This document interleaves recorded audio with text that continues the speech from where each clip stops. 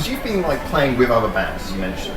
Have you noticed a big difference between Japanese music and the music from other countries? Do you listen to Japanese music?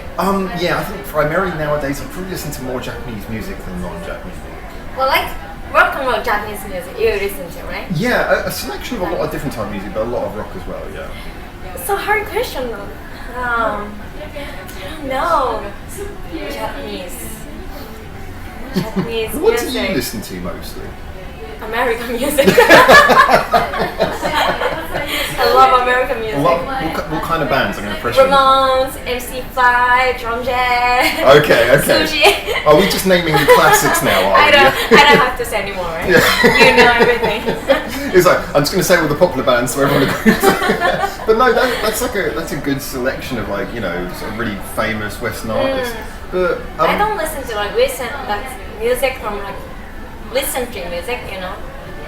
Yeah, so I kind of, I mean, I was sort of saying jokingly, you kind of mentioned the classics, but I like true, it, but I prefer old sound. Should I say old sound? More of a rock and pure roll. sound, more direct, simple. I think this is a discussion we've had a lot on this channel, is that there's a lot of people have very different feelings about how much like production is used on music now. And I think it depends on what the band's supposed to be. If you're doing a band where it's all high production and that's the purpose, that's kind of fine. But if you're doing a band that's a bit more punky and a bit more raw, it should sound that way. It should be stripped back, it should be direct. So you kind of like that direct feel to it. I feel like Japanese TV shows and Japanese big festival, like music festival, need to offer more rock and roll, you know.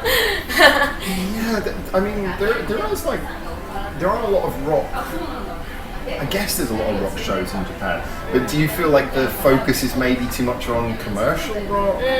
Not enough sort of this like. I like them too, but if you say rock, you have to offer rock and roll, you know.